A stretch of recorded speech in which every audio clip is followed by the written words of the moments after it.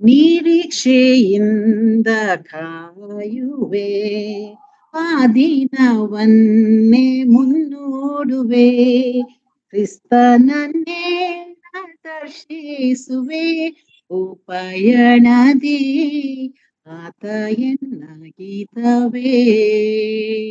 ಉಪಯಣದಿ ಆತ ಎನ್ನ ಗೀತವೇ. ನಿರೀಕ್ಷೆಯಿಂದ ಕಾಯುವೆ, ಆ ದಿನವನ್ನೇ ಮುನ್ನೋಡುವೆ. ಕ್ರಿಸ್ತನನ್ನೇ ದರ್ಶಿಸುವೆ, ಉಪಯಣದಿ ಆತ ಎನ್ನ ಗೀತವೇ. ಉಪಯಣದಿ ಆತ ಎನ್ನ ಗೀತವೇ.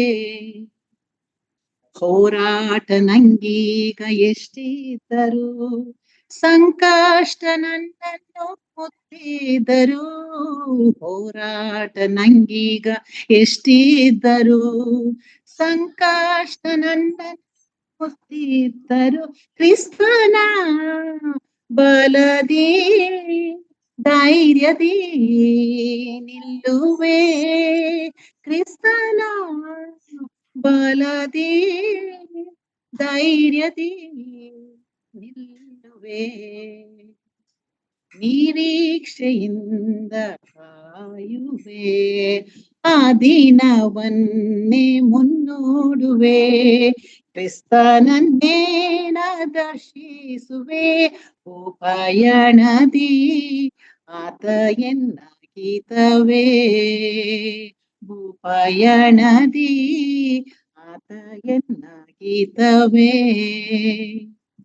ಕಣ್ಣೀರ ಕಡಲನ್ನು ದಾಟುವಲು, ಮರಣ ಈರುಳಿನ ಕಣಿವೆಯಲು.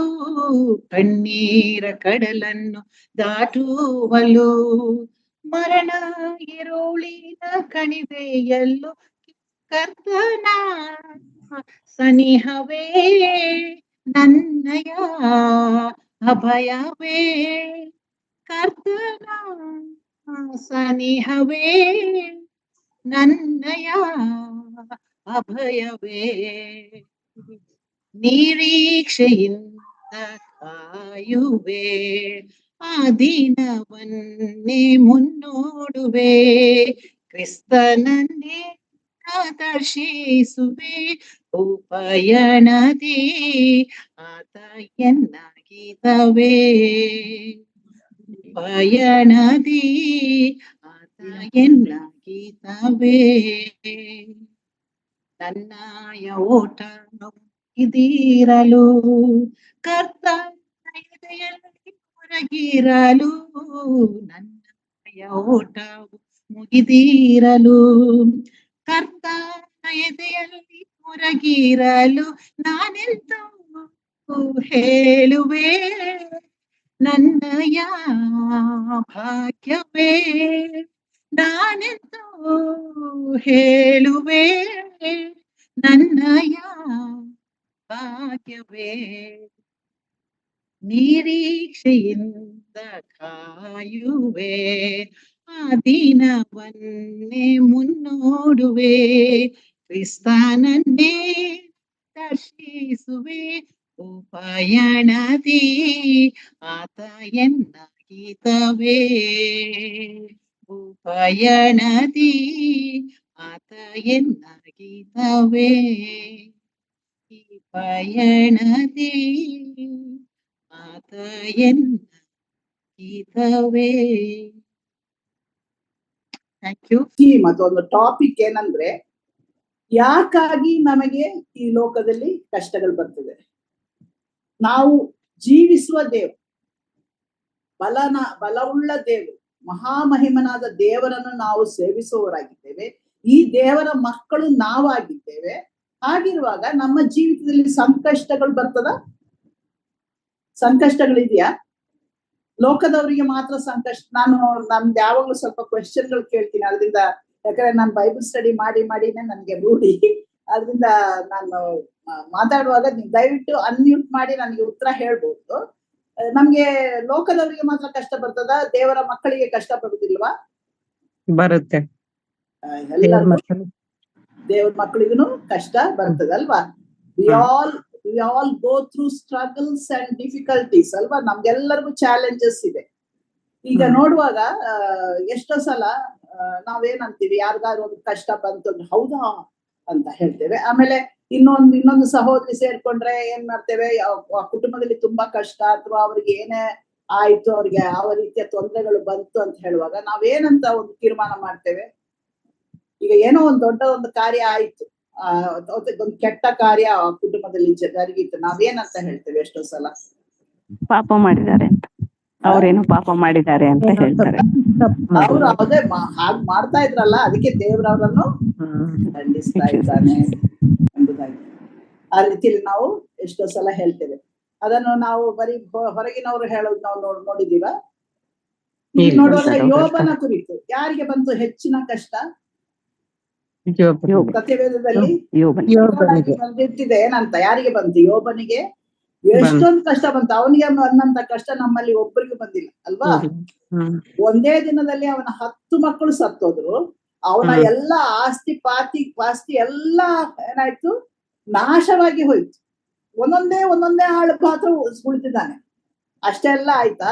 ಅಷ್ಟೆಲ್ಲ ಆದ್ಮೇಲೆ ಏನಾಯ್ತು, ಅವನಿಗೆ ನಡುನೆತ್ತಿಯಿಂದ ಅಂಗಾಲಿನವರೆಗೆ ಹುಣ್ಣು ಬಾಧನೆ. ಬರೀ ಆಸ್ತಿ ಕಳ್ಕೊಂಡದ್ದು ಮಾತ್ರವಲ್ಲ, ಆರೋಗ್ಯ ಕೂಡ ಕಳ್ಕೊಂಡ, ಅವನ್ಗೇನು ಇಲ್ಲ. ಹಾಗಿರುವಾಗ ಯಾರಾದ್ರ ವಿಷಯ ಕೇಳಿದ್ರು, ಅವನ 3 ಆಪ್ತ ಸ್ನೇಹಿತರು ಅದನ್ನು ಕೇಳಿದ್ರು ಅಲ್ವಾ. ಕೇಳಿ ಏನ್ ಮಾಡಿದ್ರು, ಅವರು ಅವನಿಗೆ ಸಾಂತ್ವನ ಅಥವಾ ಟು ಕಂಫರ್ಟ್ ಮಾಡ್ಲಿಕ್ಕೆ ಅಥವಾ ಆದರಣೆ ಹೇಳಲಿಕ್ಕೆ ಅವ್ರು ಬಂದ್ರು ಅವನ ಹತ್ರ ಬಂದು ನೋಡಿದ್ರೆ ಮೊದಲೊಂದ್ ದಿವಸ ಏನ್ ಮಾಡಿದ್ರು, 7 ದಿವಸ ಏನು ಮಾತಾಡಿಲ್ಲ. ಅವನ್ ಬಹಳ ಕಷ್ಟದಲ್ಲಿ ಇದ್ದಾನೆ ಎಂಬುದನ್ನು ತಿಳಿದವರಾಗಿ ಅವರು ಏನು ಮಾತೇ ಆಡಿಲ್ಲ, ಅವನ ಹತ್ರ ಕೂತಿದ್ರು. ಅದು ಒಳ್ಳೆ ಒಂದು ಆದರಣೆಯ ಸಮಯ. ಎಷ್ಟೋ ಸಲ ನಮ್ಗೆ ಗೊತ್ತಿರೋದಿಲ್ಲ ಏನ್ ಮಾತಾಡ್ಬೇಕು ಅಥವಾ ಏನ್ ಹಾಗೆ ನೋಡೋದು. 7 ದಿವಸ ಅವ್ರು ಸುಮ್ಮನೆ ಇದ್ರು, ಅದು ಒಳ್ಳೆ ಒಂದು ಸಮಯ. ಆಮೇಲೆ ಏನ್ ಮಾಡಿದ್ರು, ಯೋಬಾ ನೀನು ಏನ್ ಮಾಡಿದ್ಯೋ ಏನಲ್ವಾ, ನೀನ್ ಹಾಗ್ ಮಾಡಿದ್ದೆ ಅಲ್ವಾ, ಒಂದ್ ವೇಳೆ ನೀನು ಆ ವಿಧವೆಗೆ ಕಷ್ಟ ಕೊಟ್ಟಿದ್ದೆ ಅಥವಾ ನೀನು ಯಾರಾದ್ರೂ ಒಂದು ಕೆಟ್ಟ ಜೀವಿತ ಜೀವಿಸಿರ್ಬೇಕು ಅಥವಾ ನೀನು ಅದು ಮಾಡಿರ್ಬೇಕು ಇದು ಮಾಡಿರ್ಬೇಕು, ಏನೆಲ್ಲ ಕಾರಣಗಳನ್ನು ಹುಡುಕ್ಲಿಕ್ಕೆ ನೋಡ್ತಾರೆ. ಅದೇ ರೀತಿಯಲ್ಲಿ ನಾವು ಕೂಡ ಒಬ್ರಿಗೆ ಕಷ್ಟ ಬರುವಾಗ ನಾವೇನ್ ಮಾಡ್ತೀವಿ, ನಾವು ಅದಕ್ಕೆ ಕಾರಣಗಳನ್ನು ಹುಡುಕಿ ಅವ್ರಿಗೆ ನಾವು ನ್ಯಾಯ ತೀರ್ಪು ಮಾಡುವವರಾಗಿರ್ತೇವೆ. ಈ ವರ್ಷದಲ್ಲಿ ವರ್ಷ ತೊಡಗುವ ಮೊದಲು ಲೀಲಾಗೂ ನನಗೂ ಗೊತ್ತಿರುವ ಅಥವಾ ನಮ್ಮಲ್ಲಿ ಅನೇಕರಿಗೆ ಗೊತ್ತಿರುವ ಒಂದು ಆತ್ಮಿಕ ಸಹೋದರಿ ತೀರ್ಕೊಂಡು ಸಡನ್ ಆಗಿ ಭಾನುವಾರ ಆಲಯಕ್ಕೆ ಹೋಗ್ಲಿಕ್ಕೆ ರೆಡಿಯಾಗಿ ಸೀರೆ ಎಲ್ಲ ಉಟ್ಕೊಂಡು ಎಲ್ಲ ಆಗಿ ಮೇಲೆ ಹೋಗ್ಬೇಕು ಅವ್ರಿಗೆ. ಅವಾಗ ಅವ್ರ ಅಂದ್ರಂತೆ ನನ್ಗೆ ಯಾಕೋ ತುಂಬಾ ತಲೆ ನೋಯ್ತಾ ಇದೆ ಅಂತ ಹೇಳಿ ಅವ್ರ ಮೇಲೆ ಹೋಗಿ ಅಷ್ಟಲ್ಲೇ ಅವ್ರಿಗೆ ಸ್ಟ್ರೋಕ್ ಆಗಿ ಅವ್ರಿಗೆ ಬ್ಲಡ್ ಕ್ಲಾಟ್ ಆಗಿ ಅವ್ರಿಗೆ ಹಾಗೆ ಕೋಮಾದಲ್ಲಿ ಹೋಗಿ ತೀರ್ಕೊಂಡ್ಬಿಟ್ರು ಕೆಲವು 2 ದಿನ 3 ದಿನದಲ್ಲಿ. ಬಹಳ ಆರೋಗ್ಯವಂತೆ, ಬಹಳ ತನ್ನ ಆರೋಗ್ಯವನ್ನು ಬಹಳ ನಾಜೂಕಾಗಿ ಕಾದುಕೊಳ್ಳುವ ಒಂದು ಸ್ತ್ರೀ. ಅಷ್ಟೇ ಅಲ್ಲದೆ ಈಗ ನಮ್ಗೆ ಗೊತ್ತಲ್ಲ ಆಮೇಲೆ ಯಾರು ತೀರ್ಕೊಂಡ್ರು, ಎಷ್ಟೊಂದ್ ಜನ ಸಡನ್ ಆಗಿ ತೀರ್ಕೊಳ್ಳೋದನ್ನ ನಾವು ನೋಡಿದ್ವಿ. ನಾವು ಈಗ ಮೇಬಲ್ ಸಹೋದರಿ ನಿಮ್ ಜೊತೆ ಕೂಡ ಮಾತಾಡಿದ್ದಾರೆ, ನಿಮ್ಮ ಮಧ್ಯದಲ್ಲಿ ಕೂಡ ಬಂದು ಅವರು ದೇವರ ವಾಕ್ಯವನ್ನು ಹಂಚಿದ್ದಾರೆ.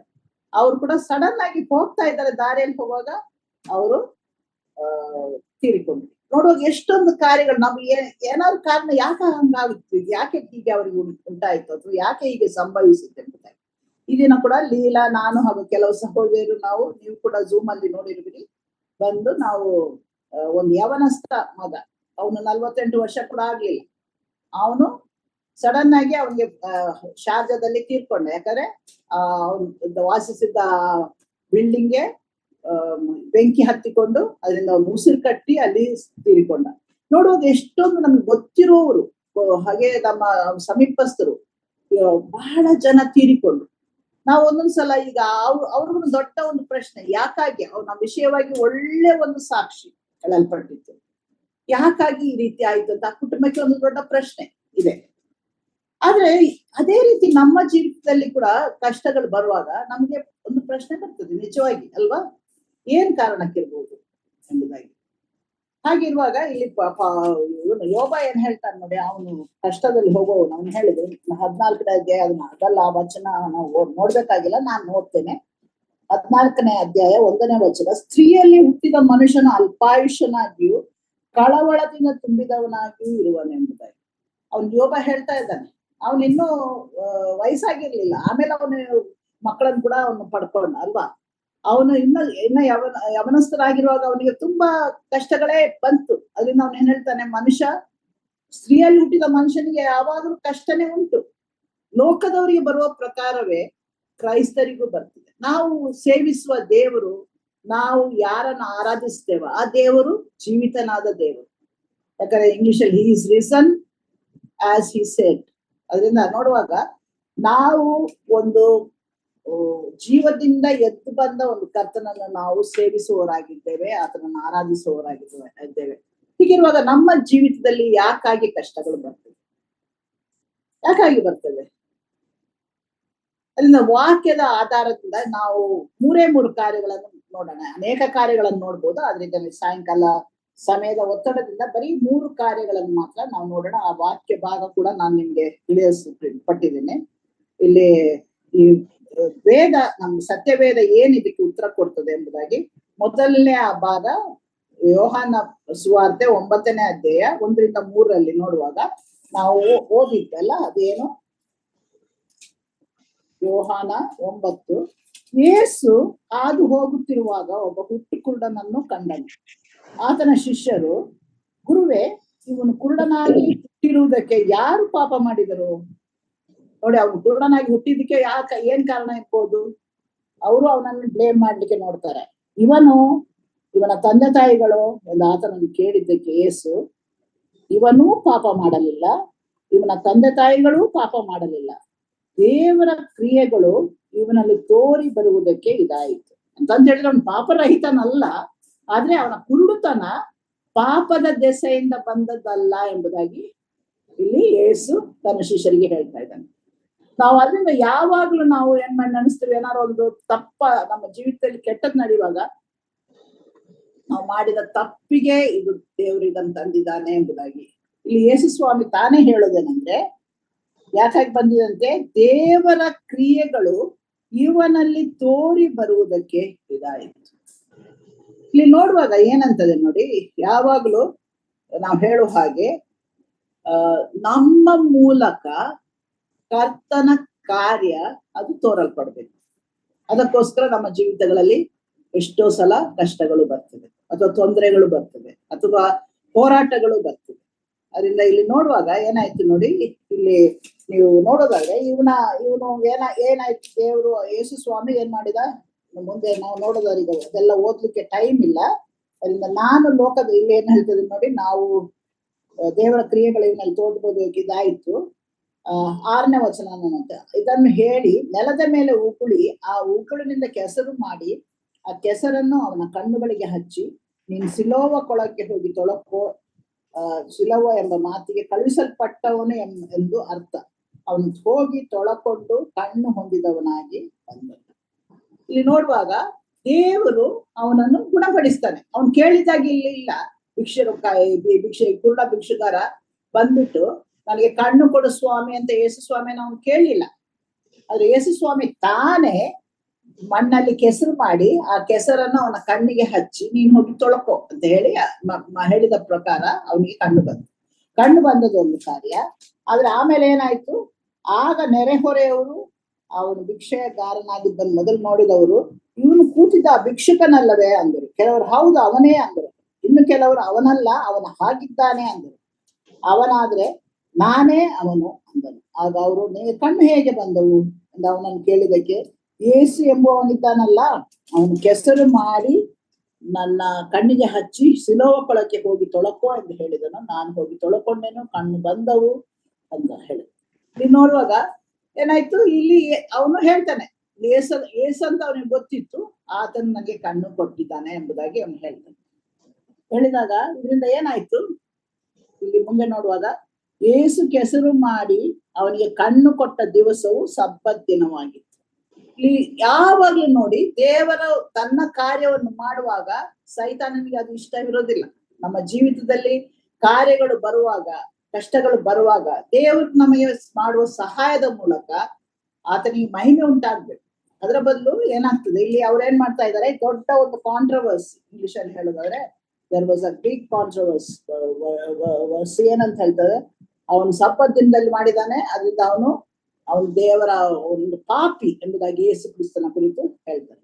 ಇಲ್ಲಿ ನೋಡುವಾಗ ಏನ್ ಮಾಡ್ತಿದೆ, ಅವನ ತಂದೆ ತಾಯಿಗಳು ಅದನ್ನ ಅವನ ತಂದೆ ತಾಯಿಗಳಿಗೆ ಗೊತ್ತು ಅವನು ಯಾರು ಅಂತ. ಅವರಿಗೆ ಕಣ್ಣು ಬಂದವನ ವಿಷಯವಾಗ ಇವನು ಕುರುಡನಾಗಿದ್ದ ಕಣ್ಣುಳ್ಳವನಾದನೆಂದು ನಂಬದೆ ಅವನ ತಂದೆ ತಾಯಿಗಳನ್ನು ಕರೆಸ್ಬಿಟ್ಟು ಅವನ ತಂದೆ ತಾಯಿಗಳು, ಇವನು ನಮ್ಮ ಮಗನೆಂದು ಕುರುಡನಾಗಿ ಹುಟ್ಟಿದನೆಂದು ಬಲ್ಲೆವು, ಈಗ ಹೇಗೆ ಕಣ್ಣು ಬಂದವೋ ಅರಿಯೆವು, ಕಣ್ಣು ಕೊಟ್ಟವನು ಯಾರೋ ತಿಳಿಯೆವು, ಇವನನ್ನೇ ಕೇಳಿರಿ, ಪ್ರಾಯದವನಾಗಿದ್ದಾನಲ್ಲ, ಇವನೇ ತನ್ನ ವಿಷಯವಾಗಿ ಹೇಳುವನು ಎಂಬುದಾಗಿ. ಇಲ್ಲಿ ನೋಡುವಾಗ ದೇವರು ಮಾಡಿದ ಕಾರ್ಯವನ್ನು ಎಷ್ಟೋ ಸಲ ಮನುಷ್ಯರು ಅಸಡ್ಡೆ ಮಾಡುವವರಾಗಿದ್ದಾರೆ, ಅಲ್ಲಗಳೆಯವರಾಗಿದ್ದಾರೆ, ಅಥವಾ ಅದನ್ನು ಸಾಕ್ಷೀಕರಿಸದೆ ಹೋಗ್ತಾರೆ. ದೇವರ ಉದ್ದೇಶ ಇದ್ರಲ್ಲಿ ಏನಾಗಿತ್ತು, ಆ ಕಣ್ಣು ಬಂದವನ ಕುರಿತು, ಆ ಕಣ್ಣು ಬಂದವನ ಕುರಿತು ಅದೊಂದು ಸಾಕ್ಷಿ ಹೊರಡಬೇಕಾಗಿತ್ತು. ಅದರಿಂದ ಇಲ್ಲಿ ನೋಡ್ತೇವೆ, ಇನ್ನೊಂದು ಕಡೆನೂ ಕೂಡ ನಾವು ನೋಡ್ತೇವಲ್ಲ, ಯೋಹಾನ ಸುವಾರ್ತೆ 11ನೇ ಅಧ್ಯಾಯದಲ್ಲಿ ಲಾಜರನು ಅಸ್ವಸ್ಥನಾಗಿದ್ದಾಗ ಆ ವಚನವನ್ನು ನಾನು ಓದ್ತೇನೆ ನೋಡಿ. ಯೇಸು ಅದನ್ನು ಕೇಳಿ, ರೋಗವು ಮರಣಕ್ಕಾಗಿ ಬಂದದಲ್ಲ, ಅದರಿಂದ ದೇವಕುಮಾರನಿಗೆ ಮಹಿಮೆ ಉಂಟಾಗುವಂತೆ ದೇವರ ಮಹಿಮೆಗೋಸ್ಕರ ಬಂದದ್ದು ಎಂಬುದಾಗಿ. ಅದರಿಂದ ಇಲ್ಲಿ ನೋಡುವಾಗ ಎಲ್ಲದಕ್ಕೂ ಪಾಪ ಒಂದು ಕಾರಣವಲ್ಲ. ನಾವು ಪಾಪಿಷ್ಟರೇ, ಆದ್ರೆ ಪಾಪರಹಿತರಲ್ಲ. ಆದ್ರೂ ನಮ್ಮ ಜೀವಿತದಲ್ಲಿ ಕಷ್ಟಗಳು ಬರುವಾಗ ಅದು ನಮ್ಮ ಮಾಡಿದ ಪಾಪದ ದೆಸೆ ಎಂಬುದ ಒಂದು ತಪ್ಪು ಮನಸ್ಸಾಕ್ಷಿ ನಮ್ಮನ್ನು ಬಾಧಿಸಬಾರ್ದು. ಈ ಕಾರ್ಯ ನನಗೆ ಯಾಕಾಗಿ ಬಂದಿದೆ ಎಂಬುದಾಗಿ ಎಷ್ಟೋ ಸಲ ದೇವರು ನಮ್ಮ ಜೀವಿತವನ್ನು ಆತನ ಮಹಿಮೆಗೋಸ್ಕರ ಉಪಯೋಗಿಸಿಕೊಡಬೇಕೆಂಬುದಾಗಿ ಆತನ ಉಪಯೋಗಿಸುವವನಾಗಿದ್ದಾನೆ. ಸೊ ದ ಫಸ್ಟ್ ರೀಸನ್, ಅದ್ರ ದೇವರು ನಮ್ಮ ಜೀವಿತದಲ್ಲಿ ಕಷ್ಟಗಳು ಬರುವಾಗ ಆ ನಮ್ಮ ಕಷ್ಟವನ್ನು ಆತನ ಮಹಿಮೆಗೋಸ್ಕರ ಆತನು ಉಪಯೋಗಿಸಿಕೊಡುವವನಾಗಿದ್ದಾನೆ. ಅದನ್ನ ನಾವು ಅರಿತಿರ್ಬೇಕು. ಅದರಿಂದ ನಾವು ಏನ್ ಮಾಡ್ಬೇಕು, ಅಂತ ಸಂದರ್ಭದಲ್ಲಿ ಅದಕ್ಕೋಸ್ಕರ ದುಃಖ ಪಡುವುದಾಗ್ಲಿ, ಅಥವಾ ನಾವು ಇದ್ರ ಮೂಲಕ ನನ್ಗೆ ಯಾಕ ಹೀಗಾಯ್ತು ಅಂತ ಹೇಳ್ಬೋದಾಗಿ ನಾವು ಅದಕ್ಕೆ ಉತ್ತರವನ್ನು ಹುಡುಕೋರಾಗದೆ ಇಲ್ಲಿ ಏನ್ ಮಾಡ್ಬೇಕು, ಇದರಿಂದ ದೇವರಿಗೆ ಮಹಿಮೆ. ಇಲ್ಲಿ ಏನಾಗ್ತದೆ, ಆ ಮನುಷ್ಯನು ಏನ್ ಮಾಡ್ತಾನೆ ನೋಡಿ, ನಾನು 30ನೇ ವಚನದಿಂದ ಒಂದು ಓದ್ತೇನೆ ಅದನ್ನು. ಅದಕ್ಕೆ ಆ ಮನುಷ್ಯನು, ಆತನು ನನಗೆ ಕಣ್ಣು ಕೊಟ್ಟರು, ಆತನು ಎಲ್ಲಿಯವನೋ ನಿಮಗೆ ಗೊತ್ತಿಲ್ಲದೆ ಇರುವುದು ಆಶ್ಚರ್ಯವಲ್ಲವೇ? ಭಕ್ತಿಹೀನರ ಪ್ರಾರ್ಥನೆಯನ್ನು ದೇವರು ಕೇಳುವುದಿಲ್ಲ. ಯಾವನು ಭಕ್ತನಾಗಿದ್ದು ಆತನ ಚಿತ್ತದಂತೆ ನಡೆಯುತ್ತಾನೋ ಅವನ ಪ್ರಾರ್ಥನೆಯನ್ನು ಕೇಳುತ್ತಾನೆಂದು ಬಲ್ಲೆವು.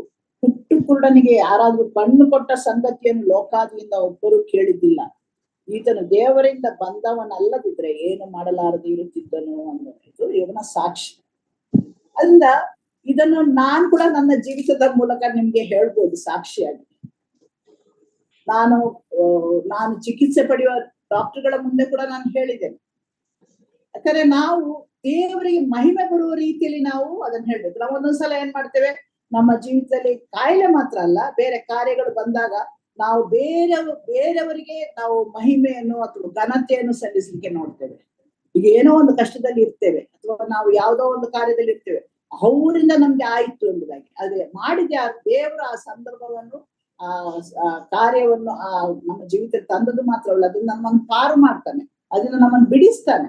ಅದರಿಂದ ಅದರ ಮೂಲಕ ಆತನಿಗೆ ಮಹಿಮೆ ಹಾಕ್ಬೇಕು. ಇಲ್ಲಿ ನೋಡಿ, ಅವನನ್ನು ಹೊರಗೆ ಹಾಕಿದರನ್ನು ಯೇಸು ಕೇಳಿ ಅವನನ್ನು ಕಂಡುಕೊಂಡು, ನೀನು ಮನುಷ್ಯ ಕುಮಾರನನ್ನು ನಂಬುತ್ತೀಯೋ ಅಂತ ಕೇಳಿದರು. ಅದಕ್ಕೆ ಆತನು ಯಾರು ಸ್ವಾಮಿ, ತಿಳಿಸಿದರೆ ಆತನನ್ನು ನಂಬುತ್ತೇನೆ ಅಂದಾಗ ಯೇಸು, ನೀನು ಅವನನ್ನು ಕಂಡಿದ್ದಿ, ನಿನ್ನ ಸಂಗಡ ಮಾತನಾಡುತ್ತಿರುವ ನಾನೇ ಅವನು ನಂಬುತ್ತೇನೆ ಸ್ವಾಮಿ ಅಂತ ಹೇಳಿ ಆತನಿಗೆ ಅಡ್ಡ ಬಿದ್ದನು.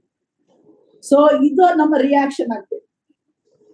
ಆತನ ನಮ್ಗೆ ಏನೇ ಮಾಡಿದ್ರು ಅದು ಸುಲಭ ಸಾಧ್ಯ ಆಗಿರ್ಲಿಲ್ಲ. ಇದರಿಂದ ಎಲ್ಲರೂ ಸಂತೋಷ ಪಡ್ಲಿಲ್ಲ. ಅವ್ನಿಗೆ ಕಣ್ಣು ಬಂತು ಹೌದು ಅಂತ ಹೇಳಿ ಎಲ್ಲರೂ ಫರಿಸಾಯರು ಅವನಲ್ಲಿ ತಪ್ಪು ಕಂಡು ಹಿಡಿಲಿಕ್ಕೆ ನೋಡಿದ್ರು. ಅವನಿಗೆ ಯೇಸು ಸ್ವಾಮಿ ಆತನಿಗೆ ಆ ಮನುಷ್ಯನಿಗೆ ಕಣ್ಣು ಕೊಟ್ಟದ್ದು ನೋಡುವಾಗ ಅವನು ಸಬ್ಬತ್ ದಿನದಲ್ಲಿ ಅದು ಮಾಡಿದಾನೆ ಎಂಬುದಾಗಿ ಯೇಸು ಸ್ವಾಮಿಯಲ್ಲಿ ತಪ್ಪು ಕಂಡು ಹಿಡಿಲಿಕ್ಕೆ ನೋಡಿದ್ರು. ಅದೇ ರೀತಿ ಇಲ್ಲಿ ಲಾಜರನನ್ನು ಯೇಸು ಸ್ವಾಮಿ ಎಬ್ಬಿಸಿದಾಗ ಏನಾಯ್ತಂತೆ, ಅಲ್ಲಿ ಅದಕ್ಕೆ ಒಂದೇ ಒಂದು ವಚನ ನಾನು ಓದ್ತೇನೆ. ಲಾಜರನ ಹೊರಗೆ ಬಾ ಎಂದು ಕೂಗಿದನು. ಸತ್ತಿದವನು ಹೊರಗೆ ಬಂದನು. ಅವನ ಕೈ ಕಾಲುಗಳು ಬಟ್ಟೆಗಳಿಂದ ಕಟ್ಟಿದ್ದವು. ಅವನ ಮುಖವು ಕೈ ಪಾವಡದಿಂದ ಸುತ್ತಿತ್ತು. ಯೇಸು ಅವನಿಗೆ, ಅವರಿಗೆ ಅವನನ್ನು ಬಿಚ್ಚಿರಿ ಹೋಗಲಿ ಅಂದನು. ಮರಿಯಳ ಬಳಿಗೆ ಬಂದ ಯೆಹೂದ್ಯರು ಆತನು ಮಾಡಿದ ಕಾರ್ಯವನ್ನು ನೋಡಿದಾಗ ಅನೇಕರು ಆತನನ್ನು ನಂಬಿದರು. ಇದೇ ಅಲ್ಲಿ ಆಗ್ಬೇಕು. ಇವನು ಏನ್ ಮಾಡಿದ, ಈ ಕುರುಡ ಬಂದು ಆತನಿಗೆ ಅಡ್ಡ ಬಿದ್ದು ಆತನನ್ನ ಆರಾಧಿಸ್ತಾನೆ. ಅದೇ ರೀತಿ ಲಾಜರನ್ನು ಎಬ್ಬಿಸಿದ ಮೂಲಕ ಏನಾಯ್ತು, ಆ ಸ್ಥಳದಲ್ಲಿ ಆ ಪಟ್ಟಣದಲ್ಲಿ ಆ ಹಳ್ಳಿಯಲ್ಲಿ ಅನೇಕರು ಆತನನ್ನು ನಂಬಿದ್ರು. ಅದರಿಂದ ಯೇಸು ಸ್ವಾಮಿ ನಮ್ಮ ಕರ್ತನಾದ ದೇವರು ನಮ್ಮ ಜೀವಿತದಲ್ಲಿ ಕಷ್ಟಗಳನ್ನು ತರೋದು ಯಾಕಾಗಿ? ಒಂದು ಕಾರಣ ಏನಂದ್ರೆ ಅದರ ಮೂಲಕ ಆತನಿಗೆ ಮಹಿಮೆ ಉಂಟಾಗ್ಬೇಕು. ನಮ್ಮನ್ನು ಬಾಧಿಸ್ಲಿಕ್ಕೆ ಅಥವಾ ನಮಗೆ ಕಷ್ಟ ಕೊಡ್ಲಿಕ್ಕೆ ಆತನಿಗೆ ಇಷ್ಟ ಇಲ್ಲ. ಮನುಷ್ಯ ಯಾರೆಂಬುದಾಗಿ ಆತನ ಅರಿತಾನೆ. ಯೋಬನ್ ಹೇಳುವಾಗ ಆತನು ಅಲ್ಪಾಯುಷನು, ಆತನ ಸ್ತ್ರೀಯಲ್ಲಿ ಹುಟ್ಟಿದ ಮನುಷ್ಯನಿಗೆ ಕಷ್ಟ ಉಂಟು. ಆದ್ರೆ ಯೇಸು ಸ್ವಾಮಿ ತಾನೇ ಹೇಳಿದ್ದಾನೆ, ನಿಮಗೆ ಲೋಕದಲ್ಲಿ ಉಪದ್ರವ ಉಂಟು, you have trouble the world, ನಿಮಗೆ ಲೋಕದಲ್ಲಿ ಕಷ್ಟ ಉಂಟು, ಆದ್ರೂ ನೀವು ಧೈರ್ಯವಾಗಿರಿ, ನಾನು ಲೋಕವನ್ನು ಜಯಿಸಿದ್ದೇನೆ ಎಂಬುದಾಗಿ. ಜಯಿಸಿದ ದೇವ್ರು ನಮ್ಮೊಂದಿಗೆ ಇದ್ದಾನೆ. ಅದರಿಂದ ನಾವು ಅದರಲ್ಲಿ ನಾವು ಹೆಚ್ಚಳ ಪಡೋಣ. ಅಂದ್ರೆ ಮೊದಲನೇ ಒಂದು ಕಾರಣ ಏನಂದ್ರೆ, ಈ ನಮ್ಗೆ ಬರುವ ಕಷ್ಟ ಹೋರಾಟಗಳ ಮೂಲಕ ಆತನ ಮಹಿಮೆ ಹೊಂದಬೇಕು, ಆತನ ನಾಮ ಅದು ತಿಳಿಸಲ್ಪಡಬೇಕು, ಆತನ ನಾಮ ಅದು ಎತ್ತಲ್ಪಡಬೇಕು, ಆತನ ನಾಮಗೆ ಘನತೆ ಮಹಿಮೆ ಉಂಟಾಗುವುದಕ್ಕೋಸ್ಕರ ಆತನು ನಮ್ಮ ಜೀವಿತದಲ್ಲಿ ಕಷ್ಟಗಳನ್ನು ತರ್ತಾನೆ. ಅದರಿಂದ ನಾವು ಬೇರೆಯವರು ಕಷ್ಟಪಡುವಾಗ ಅವ್ರಿಗೆ ಅವ್ರು ಮಾಡಿದ ಪಾಪ ಅಥವಾ ನಮ್ಮಲ್ಲಿ ಆ ಒಂದು ತಪ್ಪಿತಸ್ಥ ಭಾವನೆ ಬರ್ಬೇಕಾದ ಅವಶ್ಯ ಇಲ್ಲ. ಆತನ ನಾಮ ನಮ್ಮ ಮೂಲಕ ಮಹಿಮೆ ಹೊಂದಲು ಆತನ ನಮ್ಮನ್ನು ಉಪಯೋಗಿಸುವ ನಾವು ಸಾಧನವಾಗುವ ಹಾಗೆ ಆತನ ಒಬ್ಬೊಬ್ಬರನ್ನು ನಮ್ಮನ್ನು ಗುರಿದುಂಬಿಸ್ಲಿ ಹಾಗೂ ನಮ್ಮನ್ನು ಪ್ರೋತ್ಸಾಹಿಸ್ಲಿ. ಹಾಗೆ ಮಾಡ್ಲಿಕ್ಕೆ ದೇವರು ನಮ್ಗೆ ಸಹಾಯ ಮಾಡ್ಲಿ. ಎರಡನೇ ಕಾರ್ಯ, ಇಬ್ರಿಯರ ಪತ್ರಿಕೆ 12ನೇ ಅಧ್ಯಾಯ 10ನೇ ವಚನ ನಾವು ಓದಿದೆವು. ದಯವಿಟ್ಟು ರೇಖಾ ಇನ್ನೊಂದ್ಸಲ ಓದಿ. ಇಬ್ರಿಯ 12:10.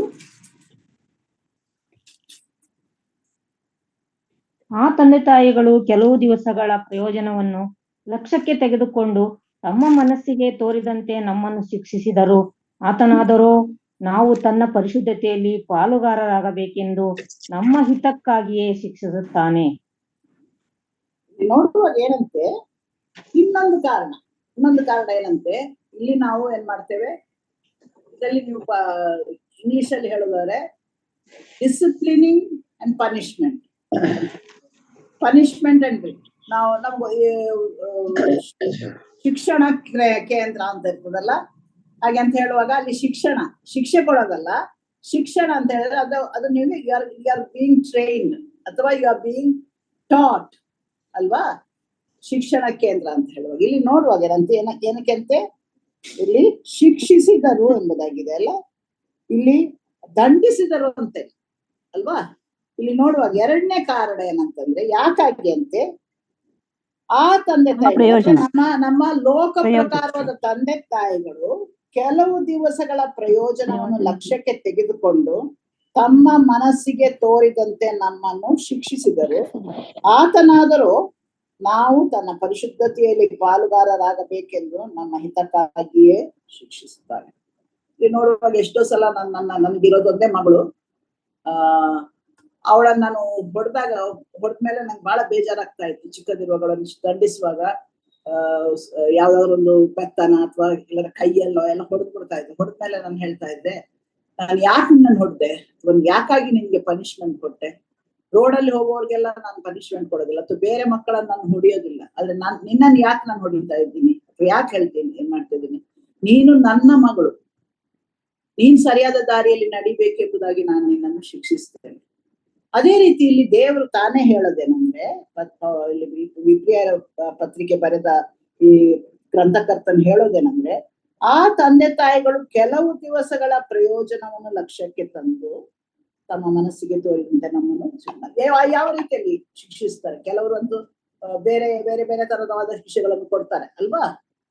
ಅದು ದಂಡನೆ ಅಲ್ಲ, ಆದ್ರೆ ಸರಿಯಾದ ದಾರಿಯಲ್ಲಿ ನಡಿಬೇಕು ಅಥವಾ ಅವರು ಅದನ್ನು ಉತ್ತಮ ಮಕ್ಕಳಾಗಿ ಬೆಳಿಬೇಕು ಎಂಬುದಾಗಿ ತಂದೆ ತಾಯಿಗಳು ಶಿಕ್ಷಿಸ್ತಾರೆ. ಅದೇ ರೀತಿ ನಮ್ಮ ಪರಲೋಕದ ತಂದೆ ಏನ್ ಮಾಡ್ತಾ ಇದ್ದಾನೆ, ಯಾಕಾಗಿ ನಮ್ಮನ್ನು ಶಿಕ್ಷಿಸ್ತಾನಂತೆ, ಯಾಕಾಗಿ ಇಲ್ಲಿ ನೋಡುವಾಗ ಯಾಕಾಗಿ ಅಂತ ಹೇಳಿದೆ, ಆತನಾದರೂ ಪರಿಶುದ್ಧತೆಯಲ್ಲಿ ನಾವು ಆತನ ಪರಿಶುದ್ಧತೆಯಲ್ಲಿ, ಆತನ ಯಾರು? ಆತನ ಯಾರು? ಪರಿಶುದ್ಧನು. ಪರಿಶುದ್ಧನ. ಆತಲ್ಲಿ ಅಪರಿಶುದ್ಧತೆ, ಆತಲ್ಲಿ ಯಾವ ರೀತಿಯ ಕಳಂಕ ಯಾವುದೂ ಇಲ್ಲ. ಅಪರಿಶುದ್ಧತೆ ನಮ್ಮಲ್ಲಿ ಇದೆಯಾ? ಇಲ್ಲ. ನಾವು ಆತನಂತೆ ಆಗ್ಬೇಕಾದ್ರೆ we are being made like we are being recreated. ನಾವು ಪರಿಶುದ್ಧತೆ, ಆದಾಮ ಹವ್ವಳನ್ನು ದೇವರು ಸೃಷ್ಟಿಸಿದಾಗ ಅವರಿಗೆ ಪಾಪವಿರ್ಲಿಲ್ಲ. ನಾವು ಆ ರೀತಿಯಲ್ಲಿ ಇರ್ಬೇಕೆಂಬುದಾಗಿ ಆತ ನಮ್ಮನ್ನು ಬಯಸ್ತಾನೆ, ನಮ್ಮಲ್ಲಿ ಬಯಸ್ತಾನೆ. ಆದ್ರೆ ನಾವೇನ್ ಮಾಡಿದ್ರೆ ನಮ್ಮನ್ನ ನಾವೇ ಕೊಳುಕು ಮಾಡ್ಕೊಂಡಿದ್ದೇವೆ, ಅಶುದ್ಧರಾಗಿದ್ದೇವೆ, ಅಪವಿತ್ರರಾಗಿದ್ದೇವೆ. ಅದನ್ನ ನಾವು ಆತನ ಹಾಗೆ ಆಗ್ಬೇಕು.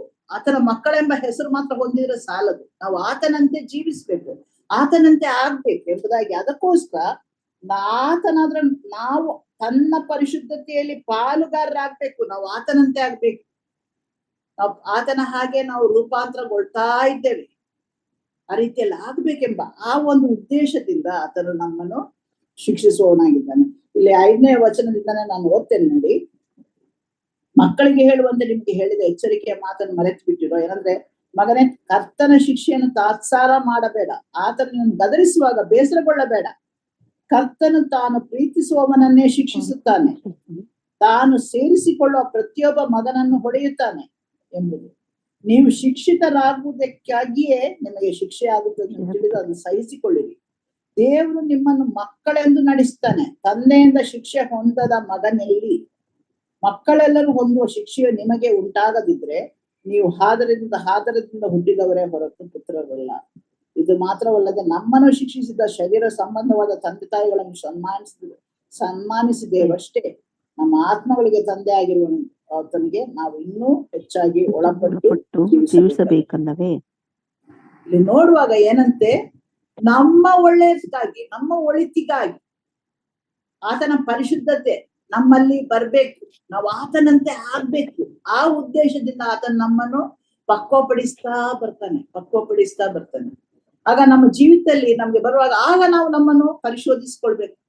ಯಾಕಾಗಿ ಇದು ನನಗೆ ಬಂದಿದೆ, ನಾನು ಈ ಕಾರ್ಯದ ಮೂಲಕ ನಾನು ಹೋಗೋದ್ರಿಂದ ನಾನು ಏನ್ ಪಾಠ ಕಲಿಬೇಕೆಂಬುದಾಗಿ ಆತನ ಬಯಸ್ತಾನೆ. ಆತನ ನನ್ನಿಂದ ಏನನ್ನು ಎದುರು ನೋಡ್ತಾ ಇದ್ದಾನೆ. ಆತನ ಹಾಗೆ ನಾನು ಆಗ್ಲಿಕ್ಕೆ ನಾನು ಮಾಡೋದೆಲ್ಲ, ನಾವು ಒಂದೊಂದ್ಸಲ ನೆನೆಸ್ತೇವೆ ನಾವೆಲ್ಲ ಸರಿ ಮಾಡ್ತಾ ಇದ್ದೀವಿ ಎಂಬುದಾಗಿ. ಆದಾಗೆ ನಮ್ಗೆ ಕಷ್ಟಗಳು ಬರ್ತದೆ. ಯಾಕಾಗಿ ಬರ್ತದೆ?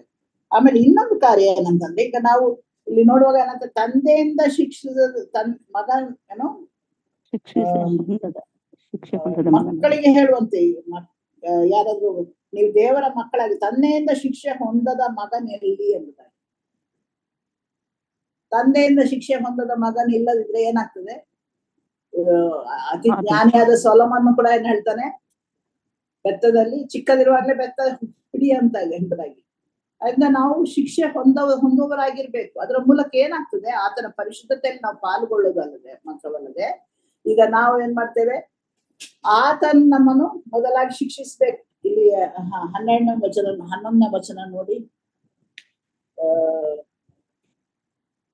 12ನೇ ವಚನ ಕೂಡ ನಾನು ಓದ್ತೇನೆ. 11ನೇ ವಚನ. ಯಾವ ಶಿಕ್ಷೆ ಆದ್ರೂ ತತ್ಕಾಲಕ್ಕೆ ಸಂತೋಷಕರವಾಗಿ ತೋಚದೆ ದುಃಖಕರವಾಗಿ ತೋಚುತ್ತದೆ, ಆದ್ರೂ ತರುವಾಯ ಅದು ಶಿಕ್ಷೆ ಹೊಂದಿದವರಿಗೆ ನೀತಿ ಎಂಬ ಫಲವನ್ನು ಕೊಟ್ಟು ಮನಸ್ಸಿಗೆ ಸಮಾಧಾನವನ್ನು ಉಂಟು ಮಾಡುತ್ತದೆ. ಒಂದು ವೇಳೆ ದೇವರು ತನ್ನ ಸ್ವಂತ ಮಕ್ಕಳನ್ನು ಶಿಕ್ಷಿಸದೆ ಹೋದ್ರೆ ಸೈತಾನ ಏನ್ ಹೇಳ್ತಾನೆ, ಅವರನ್ನ ಮಾತ್ರ ಬಿಟ್ಬಿಟ್ಟಿದ್ಯಾ ಅಂತ. ದೇವರು ನೀತಿವಂತನು, ಆತನು ಮಾಡುವ ಕಾರ್ಯಗಳೆಲ್ಲ ನೀತಿಗೆ ಅನುಗುಣವಾಗಿಯೇ ಮಾಡ್ಬೇಕು. ಆತನು ನಮ್ಮನ್ನು ಶಿಕ್ಷಿಸದೆ ಹೋದ್ರೆ ನಾವು ಆತನನ್ನು ನಾವು ತಪ್ಪಾಗಿ ನಾವು ನೆನೆಸುವಾಗ್ತೇವೆ ಅಲ್ವಾ? We make him guilty. ನಾವು ಆತನನ್ನು ತಪ್ಪಿತಸ್ಥನಾಗಿ ಮಾಡ್ತೇವೆ. ಯಾಕಂದ್ರೆ ನೀತಿಯುಳ್ಳ ತಂದೆ ತನ್ನ ಮಕ್ಕಳನ್ನು ಶಿಕ್ಷಿಸ್ಬೇಕು. ಎಷ್ಟೋ ಸಲ ನಾವು ಬೇರೆ ಲೋಕ ಪ್ರಕಾರ ತಂದೆ ತಾಯಿಗಳನ್ನ ಅವರ ಮಕ್ಕಳಿಗೆ ನಾವು ಹೇಳೋದಿಲ್ಲ, ಬುದ್ಧಿ ಬೇರೆಯವ್ರಿಗೆ ಹೇಳಕ್ ಬರ್ತಾರೆ ಅಂತ ಹೇಳ್ತೀವಲ್ಲ. ಅದೇ ರೀತಿ ದೇವರು ಶಿಕ್ಷಿಸದೆ ಹೋದ್ರೆ ನಾವು ಆತನ ಮಕ್ಕಳಲ್ಲ. ನಾವು ಆತನ ಮಕ್ಕಳಾಗಿದ್ರೆ ಖಂಡಿತವಾಗಿ ಆತನ ನಮ್ಮನ್ನು ಶಿಕ್ಷಿಸ್ತಾನೆ. ಅದನ್ನ ಎಷ್ಟೋ ಸಲ ನಾವೇ ನೆನೆಸ್ತೀವಿ, ಆತನ ನಮ್ಮನ್ನು ಪ್ರೀತಿಸ್ತಾ ಇಲ್ಲ ಎಂಬುದಾಗಿ. ದೇವ್ರನ್ನ ಅವರನ್ನು ತುಂಬಾ ಪ್ರೀತಿಸ್ಬೋದು, ಅಥವಾ ನನ್ನನ್ನು ಪ್ರೀತಿ ನೋಡೋದು. ಕೆಲವರಿಗೆ ಒಳ್ಳೆ ಒಳ್ಳೆ ಕಾರ್ಯಗಳು ನಡೆಯುವಾಗ ಅವ್ರಿಗೆಲ್ಲ ನಡೀತದೆ, ನಮ್ಗೆ ಯಾಕೆ ಎಲ್ಲ ಇಷ್ಟೊಂದು ಒಳ್ಳೇದಾಗ್ತಾ ಇಲ್ಲ ಎಂಬುದಾಗಿ ನಾವು ಎಷ್ಟೋ ಸಲ ನೆನೆಸ್ತೇವೆ. ದೇವರ ಕುರಿತು ನಾವು ಎಂದು, ಆತನ ಪ್ರೀತಿಯ ಕುರಿತು ನಾವು ಎಂದು ಸಂದೇಹ ಪಡ್ಲೇಬಾರ್ದು. ಅದರಿಂದ ಆತನ ನಮ್ಮನ್ನು ಇಂಗ್ಲಿಷ್ ಅಲ್ಲಿ ಹೇಳಿದ್ರೆ ಆತನ ಪ್ರೀತಿ ಮೂಲಕ ಆತನ ನಮ್ಮನ್ನು ಕಂಡೆಮ್ ಮಾಡ್ಲಿಲ್ಲ, ಅಥವಾ ನಮ್ಮನ್ನು ತಿರಸ್ಕರಿಸಲಿಲ್ಲ, ಅಥವಾ ಆತನ ನಮ್ಮನ್ನು ಕೈ ಬಿಟ್ಬಿಡ್ಲಿಲ್ಲ. ಆದ್ರೆ ಆತನ ಪ್ರೀತಿನ ಆತನ ನಮ್ಮನ್ನು ಶಿಕ್ಷಿಸುವಾಗ ಆತನ ಪ್ರೀತಿಯನ್ನ ಆತನು ಕನ್ಫರ್ಮ್ ಮಾಡ್ತಾನೆ, ದೃಢೀಕರಿಸ್ತಾನೆ. ನಾವು ಆತನ ಮಕ್ಕಳೆಂಬುದನ್ನ ಆತನ ನಮ್ಗೆ ತಿಳಿಯಪಡಿಸ್ತಾನೆ. ಅದರಿಂದ ನಾನು ನಿನ್ನನ್ನು ಪ್ರೀತಿಸುವುದರಿಂದ ನಾನು ನಿನ್ನನ್ನು ಶಿಕ್ಷಿಸ್ತೇನೆ. ಅಷ್ಟೇ ಅಲ್ಲದೆ ಎರಡು ಕಾರಣಗಳು. ಮೊದಲನೇದೇನಂದ್ರೆ ಆತನ ನಾಮ ಮಹಿಮೆ ಹೊಂದಬೇಕೆಂಬುದಾಗಿ ನಮಗೆ ಬರುವ ಕಷ್ಟಗಳ ಮೂಲಕ ಅದು ಆತನ ಉದ್ದೇಶ ನೆರವೇರ್ತದೆ ನಮ್ಮ ಜೀವಿತದಲ್ಲಿ. ಅದಕ್ಕೋಸ್ಕರ ನಮ್ಮ ಜೀವಿತದಲ್ಲಿ ಕಷ್ಟಗಳು ಬರ್ತದೆ. ಎರಡನೇದಾಗಿ ಆತನ ನೀತಿ ನಮ್ಮಲ್ಲಿ ಆತನ ನೀತಿ ನಮ್ಮ ಮೂಲಕ ಬೇರೆ ತಿಳಿಸಲ್ಪಡಬೇಕು. ಅಷ್ಟೇ ಆತನ ಪರಿಶುದ್ಧತೆಯಲ್ಲಿ ನಾವು ಪಾಲುಗಾರರಾಗಬೇಕು. ಇದಕ್ಕೋಸ್ಕರ ನಮ್ಮ ಜೀವಿತದಲ್ಲಿ ಕಷ್ಟಗಳು ಬರ್ತದೆ. ಸರಿ, ಮೂರನೇ ಭಾಗಕ್ಕೆ ನಾವು ಹೋಗೋಣ. ಮೂರನೇ ವಿಷಯ ಏನು ಎಂಬುದಾಗಿ ಸತ್ಯವೇದದಲ್ಲಿ ಏನ್ ಹೇಳಲ್ಪಟ್ಟಿದೆ? 2 ಕೊರಿಂಥ 1ನೇ ಅಧ್ಯಾಯ 2 ಕೊರಿಂಥ 1ನೇ ಅಧ್ಯಾಯ 4ನೇ ವಚನದಿಂದ ಓದ್ತೇನೆ ನಾನು. ಆತನು ಕನಿಕರವುಳ್ಳ ತಂದೆಯು ಸಕಲ ವಿಧವಾಗಿ ಸಂತೈಸುವ ದೇವರು ಆಗಿದ್ದು, ನಮಗೆ ಸಂಭವಿಸುವ ಎಲ್ಲಾ ಸಂಕಟಗಳಲ್ಲಿ ನಮ್ಮನ್ನು ಸಂತೈಸುತ್ತಾನೆ. ಹೀಗೆ ದೇವರಿಂದ ನಮಗಾಗುವ ಆದರಣೆ ಮೂಲಕ ನಾವು ನಾನಾ ವಿಧವಾದ ಸಂಕಟಗಳಲ್ಲಿ ಬಿದ್ದಿರೋರನ್ನು ಸಂತೈಸುವುದಕ್ಕೆ ಶಕ್ತರಾಗುತ್ತೇವೆ. ಯಾಕಂದ್ರೆ ಕ್ರಿಸ್ತನ ನಿಮಿತ್ತ ನಮಗೆ ಬಾಧೆಗಳು ಹೇಗೆ ಹೇರಳವಾಗಿ ಉಂಟಾಗುತ್ತದೆಯೋ ಹಾಗೆ ಆದರಣೆ ಕೂಡ ಕ್ರಿಸ್ತನ ಮೂಲಕ ಹೇರಳವಾಗಿ ಉಂಟಾಗುತ್ತದೆ. ನಮಗೆ ಸಂಕಟ ಬರುತ್ತದೋ ಅದರಿಂದ ನಿಮ್ಗೆ ಧೈರ್ಯವೂ ರಕ್ಷಣೆಯೂ ಉಂಟಾಗುತ್ತದೆ. ನಮ್ಗೆ ಸಂಕಟ ಪರಿಹಾರವಾಗುತ್ತದೋ ಅದರಿಂದ ನಿಮ್ಗೆ ಆದರಣೆ ಆಗುತ್ತದೆ. ನಾವು ಅನುಭವಿಸುವಂತ ಬಾಧೆಗಳನ್ನು ನೀವು ತಾಳ್ಮೆಯಿಂದ ಸಹಿಸಿಕೊಳ್ಳುವಂತೆ ಅದು ನಿಮ್ಮನ್ನು ಧೈರ್ಯಗೊಳಿಸುತ್ತದೆ. ಇದೊಂದು ಮೂರನೇ ಕಾರಣ ಏನಂದ್ರೆ, ನಾವು ಕಷ್ಟಪಟ್ಟು ನಾವು ದೇವರಿಂದ ಆದರಣೆ ಮತ್ತೆ ಸಂತೈಸುವಿಕೆ ಹೊಂದಿರುವುದಾದ್ರೆ ನಾವು ಬೇರೆಯವರನ್ನು ಸಂತೈಸಲು ನಾವು ಫಿಟ್ ಟು, ಅದಕ್ಕೆ ನಾವು ಕನ್ನಡದಲ್ಲಿ ಏನ್ ಹೇಳೋದು, ನಾವು ಆ ಸಂತೈಸುವಿಕೆ ಬೇರೆಯವ್ರಿಗೆ ಕೊಡ್ಲಿಕ್ಕೆ ನಾವು ಶಕ್ತರಾಗ್ತೇವೆ. ಇಲ್ಲದ್ರೆ ನಮ್ಗೆ ಆಗೋದಿಲ್ಲ. ಈಗ ಹಸುವೆ ಆಗದವ್ರಿಗೆ ಹಸುವೆ ಕುರಿತು ಯಾರಿಗಾದ್ರು ಹೇಳಿದ ಅರ್ಥ ಆಗ್ತದ?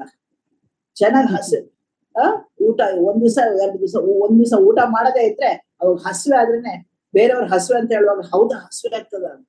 ಇಲ್ಲದ್ರೆ ಹಸುವೆ ಅಂದ್ರೆ ಏನು ಅಂತ ನಮ್ಗೆ ಗೊತ್ತಿಲ್ಲ ಅಂತ ಎಷ್ಟೋ ಸಲ ಹೇಳ್ತಾರೆ ಅಲ್ವಾ ಕೆಲವರು. ಹಸುವೆ ಅನ್ನೋದೇ ಏನು ಅಂತ ಗೊತ್ತಿಲ್ಲ.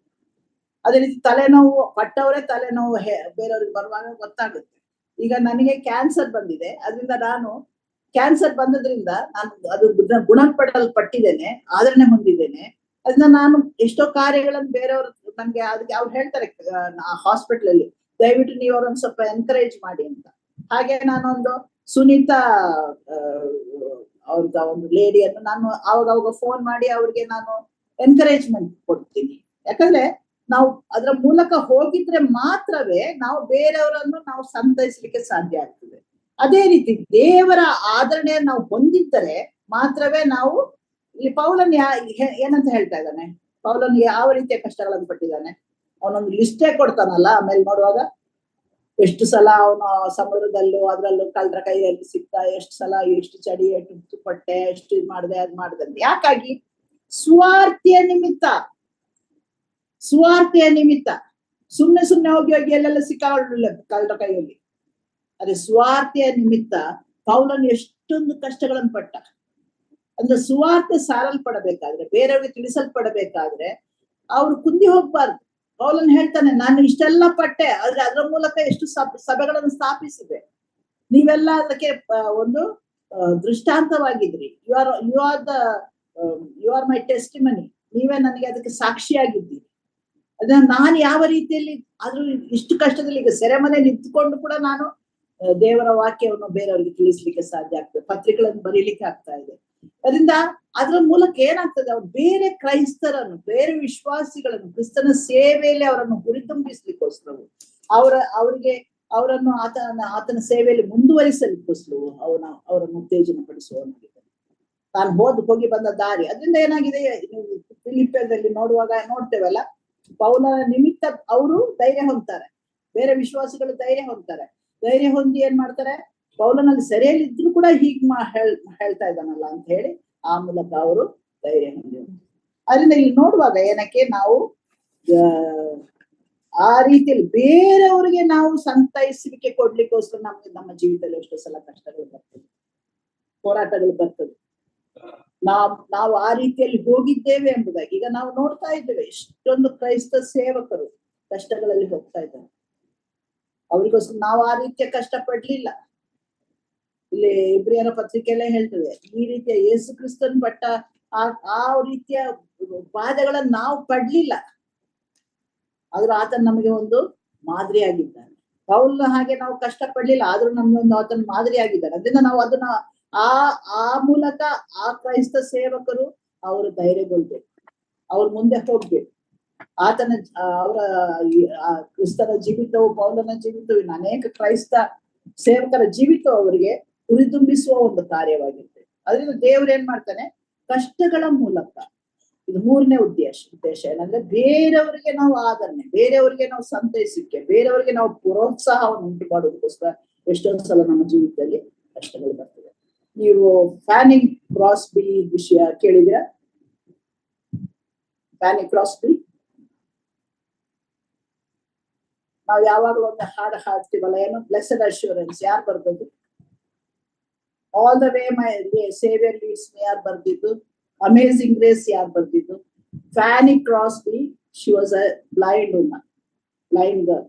ಚಿಕ್ಕ ಮಗು ಆಗಿದ್ದಾಗ ಒಂದು ಡಾಕ್ಟರ ತಪ್ಪಾದ ಚಿಕಿತ್ಸೆಯ ಮೂಲಕ, ಹುಟ್ಟುವಾಗ ಆಕೆ ಕಣ್ಣಿತ್ತು, ಆದ್ರೆ ಆಕೆ ಚಿಕ್ಕ ಮಗು ಆಗಿರುವಾಗ ಒಂದು ವೈದ್ಯರ ಒಂದು ತಪ್ಪಾದ ಚಿಕಿತ್ಸೆಯ ಮೂಲಕ ಆಕೆ ಕಣ್ಣು ಕಳ್ಕೊಂಡು, ಆಕೆ ಎಷ್ಟು ಸಂಗೀತಗಳನ್ನು ಬರ್ತೀವಲ್ಲ, ನಾವು ಎಷ್ಟೊಂದು ಸಂಗೀತಗಳನ್ನು ಹಾಡ್ತಾ ಇದ್ದೇವಲ್ಲ, ಏನು 8,000 ಸಂಗೀತ ಯಾರು ಒಂದು ಕುರುಡಿ ಬರ್ದಿರೋದು. 8,000 ಅದ್ರಲ್ಲಿ ಎಷ್ಟೊಂದು ಕಾರ್ಯಗಳು ನಾವು ನೋಡ್ತೀವಿ. Jesus led me on the way ಆ ಹಾಡು, ಆಮೇಲೆ blessed assurance, amazing grace, praise him ಅದೆಲ್ಲ, ಅದು ಎಷ್ಟೊಂದು ನಮ್ಗೆ ಗೊತ್ತಿರುವ ಹಾಡುಗಳು ನಮ್ಮ ಸಂಗೀತ ಪುಸ್ತಕದಲ್ಲಿ ಅದೆಲ್ಲ ಇದೆ. ಅವಳು ಅದ್ರಿಂದ ಏನ್ ಹೇಳ್ತಾಳೆ, ಅವಳು ಒಂದಿನವೂ ಕೂಡ ಆ ಡಾಕ್ಟರ್ ನಿಮ್ಮಿಂದ ನನ್ನ ಕಣ್ಣು ಹೋಯ್ತು ಎಂಬುದಾಗಿ ಅವಳು ಹೇಳಿಲ್ಲ. ಹೋಗಿ ಒಂದು ಸಲ ಅವಳು ಆ ಡಾಕ್ಟರ್ ಹತ್ರ ಹೋಗಿ, ನೀವು ನನಗೆ ಆ ತಪ್ಪಾದ ಚಿಕಿತ್ಸೆ ಕೊಟ್ಟು ನಾನು ಕುರುಡು ಮಾಡಿದ್ದು, ಅದಕ್ಕೋಸ್ಕರ ನಾನು ನಿಮ್ಗೆ ಥ್ಯಾಂಕ್ಸ್ ಹೇಳ್ತೇನೆ ಎಂಬುದಾಗಿ ಕೂಡ ಹೋಗಿ ಹೇಳಿದಾಳೆ ಆ ಡಾಕ್ಟರ್ ಹತ್ರ. ಯಾಕಂದ್ರೆ ಆ ಡಾಕ್ಟರ್ ಬಂದು ಅವಳ ಹತ್ರ ಕ್ಷಮೆ ಕೇಳಿದಾಗ, ಆ ರೀತಿಯಲ್ಲಿ ಅವಳು ತನ್ನ ಆ ಕಷ್ಟವನ್ನು ದೇವರ ಮಹಿಮೆಗೋಸ್ಕರ ಉಪಯೋಗಿಸಿದ್ರು. ಅದರಿಂದ ಅವಳು ನೋಡದಿದ್ರು, ಕಣ್ಣು ಕಾಣದಿದ್ರು ಅಷ್ಟೊಂದು ಕಾರ್ಯಗಳನ್ನು ಮಾಡ್ಲಿಕ್ಕೆ ದೇವರು ಸಹಾಯ ಮಾಡಿದವಳು. ಒಂದು 100 ಅಲ್ಲ, 200 ಅಲ್ಲ, 1,000 ಅಲ್ಲ, 8,000 hymns she has written, she has song ಮಾಡಿದ್ದಾರೆ. ಅದರಿಂದ ದೇವರ ಅಂತ ಒಂದು ಸಹೋದರಿಯನ್ನು ಉಪಯೋಗಿಸಿದಾನೆ. ನನ್ ತಂಗಿ ಹೇಳದ್ವಲ್ಲ, ನನ್ಗೂ ಎಷ್ಟೊಂದ್ ಸಲ ಸಂತೋಷ ಆಗ್ತದೆ. ಯಾಕಂದ್ರೆ ನಮ್ಮ ಸಂಗೀತ ಪುಸ್ತಕದಲ್ಲಿ ನಾನು ಬರೆದ ಮೊದಲನೇ ಹಾಡು ಏನ್ ಗೊತ್ತಾ? ನನ್ನ ಮಗಳು, ನಂಗೆ ಮಕ್ಕಳಿರ್ಲಿಲ್ಲ, 5 ವರ್ಷ ಆದ್ಮೇಲೆ ನನ್ನ ಮಗಳು ಹುಟ್ಟಿದ ಮೇಲೆ ನಾನು ಬರೆದ ಹಾಡು, ನಾನು ಸ್ತುತಿಸುವೆನು ಭಜಿಸುವೆನು ಕರ್ತನ ನಾಮಕ್ಕೆ ಮಹಿಮೆಯನ್ನು. ಆ ಹಾಡು ನನ್ನ ಮೊದಲನೇ ಹಾಡು. ನನ್ಗೆ ಯಾವಾಗಲೂ ಕನ್ನಡ ಸಭೆಗೆ ಬಂದಾಗ, ಮೊನ್ನೆ ನೋಡಿದಾಗ್ಲೂ ಸಭೆಯ ಕೂಟದಲ್ಲಿ ಆ ಹಾಡು ಹಾಕಿದ್ರು. ಎಲ್ಲಿ ಹೋದಾಗ್ಲೂ ಆ ಹಾಡು ಹಾಡುವಾಗ ನನ್ನ ಹೃದಯ ತುಂಬಿ ಬರ್ತದೆ. ನಾನೊಂದು ಯವನಸ್ಥಿ ಆಗಿದ್ದಾಗ, ಇನ್ನು ನನ್ನ 20 ವರ್ಷದ ಕೊನೆಯಲ್ಲಿ 28-29 ವರ್ಷ ಇರುವಾಗ ಬಂದ ಹಾಡು, ಅದು ಇನ್ನೂ ಇಷ್ಟು ವರ್ಷಗಳು ಅದು ಹಾಡಲ್ಪಡ್ತಾ ಇದೆ. ಅದು ಸಭೆಗಳಲ್ಲಿ ಹಾಡಲ್ಪಡ್ತಾ ಇದೆ, ವಿಶೇಷ ಕೂಟಗಳಲ್ಲಿ ಹಾಡಲ್ಪಡ್ತದೆ. ಯಾಕಂದ್ರೆ ಆ ಟ್ಯೂನ್ ತುಂಬಾ ಸುಲಭ. ಲಿಲ್ಲಿ ಹಾಡಿದಾಳೆ ಆ ಹಾಡನ್ನು, ರೆಕಾರ್ಡ್ ಆಗಿದೆ. ಅದರಿಂದ ಈ ರೀತಿಯಲ್ಲಿ ದೇವ್ರನ್ನ. ಆಮೇಲೆ ಇನ್ನೊಂದು ಹಾಡು ಕೂಡ ಯಾವಾಗ್ಲೂ ವಿನುತ, ನಮ್ಮ ಗ್ರೂಪ್ ಅಲ್ಲಿರೋ ವಿನುತ ಅಕ್ಕ, ಅದು ಹಾಡೇಕ ಎನ್ನಲ್ಲಿ ಉಕ್ಕುತ್ತೆ ಸ್ತೋತ್ರವು, ಅದು ಕೂಡ ನಾನು ತಮಿಳ್ ಹಾಡಿನಿಂದ ಅದನ್ನು ಟ್ರಾನ್ಸ್ಲೇಟ್ ಮಾಡಿ ಬರೀಲಿಕ್ಕೆ, ಅದೆಲ್ಲ ಸಂಗೀತ ಪುಸ್ತಕದಲ್ಲಿ ನೋಡುವಾಗ ನನ್ನ ಹೃದಯ ತುಂಬಿ ಬರ್ತದೆ. ನಾನು ಎಷ್ಟರವಳು ಅದ್ರ ಕರ್ತನನ್ನು ಉಪಯೋಗಿಸಿ ಆತನ ಮಹಿಮೆಗೋಸ್ಕರ ಕಾರ್ಯಗಳನ್ನು ಮಾಡ್ತಾ ಇದ್ದಾನೆ. ಅದರಿಂದ ಸಹೋದರರೇ, ಸೋತ್ ಹೋಗ್ಬೇಡಿ. ನಮ್ಮ ಜೀವಿತದಲ್ಲಿ ಕಷ್ಟಗಳು ಬರ್ತದೆ, ತೊಂದರೆಗಳು ಬರ್ತದೆ, ಇಕ್ಕಟ್ಟುಗಳು ಬರ್ತದೆ. We face challenges. We are always in the middle of struggles. ನಮ್ಗೆ ಏನಾದ್ರು ಬರುವಾಗ ನಾವೇನ್ ಮಾಡ್ತೇವೆ? ಕುಗ್ಗಿ ಹೋಗ್ತೇವೆ. ಅಲ್ಲಿ ಇಲ್ಲಿ ಓಡಿ ನಾವು ಅದಕ್ಕೆ ಪರಿಹಾರ ಹುಡುಕಲು ನಾವು ಹವಣಿಸ್ತೇವೆ.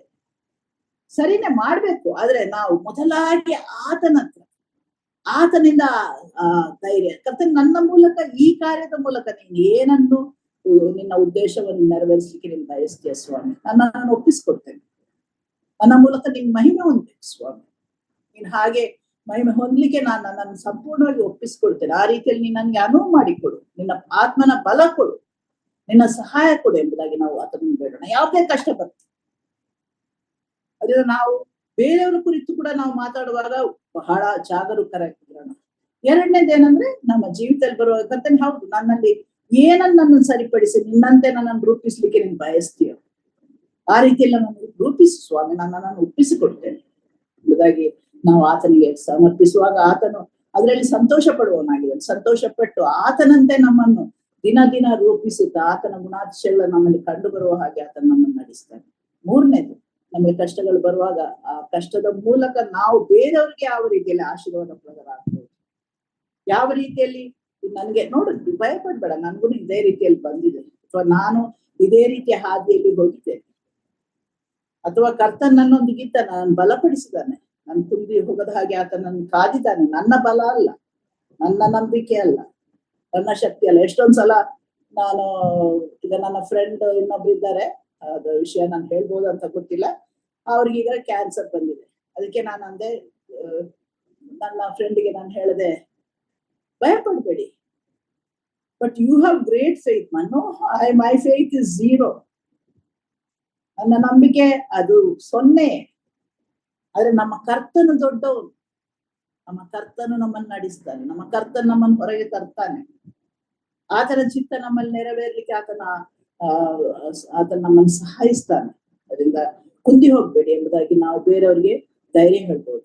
ಆ ರೀತಿಯಲ್ಲಿ ನಾವು ಮಾಡ್ಲಿಕ್ಕೆ ದೇವರು ನಮ್ಗೆ ಸಹಾಯ ಮಾಡ್ಲಿ. ಆ ಫ್ಯಾನಿ ಕ್ರಾಸ್ಬಿ ತರ ನಮ್ಮ ಜೀವಿತದಲ್ಲಿ ಕಷ್ಟಗಳು ಬರುವಾಗ ನಾವು ಆತನಿಗೆ ಸ್ತೋತ್ರ ಹೇಳುವವರಾಗಿ, ಅದಕ್ಕೋಸ್ಕರ ನಾವು ಆತನಿಗೆ ಉಪಕಾರ ಸಲ್ಲಿಸುವವರಾಗಿರೋಣ.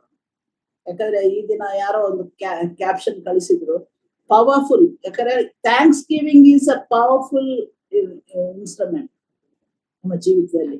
ಯಾಕಂದ್ರೆ ನಾವು ನೆನೆಸೋದಾದ್ರೆ ನಾವು ಯಾವಾಗ ಆತನಿಗೆ ಹೆಚ್ಚಾಗಿ ಸ್ತೋತ್ರ ಸಲ್ಲಿಸ್ತೇವ, ಆತನನ್ನು ನಾವು ಕೊಂಡಾಡುತ್ತೇವ, ಆತನಿಗೆ ಉಪಕಾರ ಸಲ್ಲಿಸ್ತೇವ, ಆಗ ನಾವು ಬಲವುಳ್ಳವರಾಗ್ತೇವೆ. ನಾವು ಬಲ ಹೊಂದುವವರಾಗ್ಬೇಕಾದ್ರೆ ನಾವು ಆತನಿಗೆ ಉಪಕಾರ ಸಲ್ಲಿಸುವ ಆತನ ಮಕ್ಕಳಾಗಿರೋಣ. ಆ ರೀತಿ ಮಾಡ್ಲಿಕ್ಕೆ ದೇವರು ನಮ್ಗೆ ಸಹಾಯ ಮಾಡಿ. ಒಂದು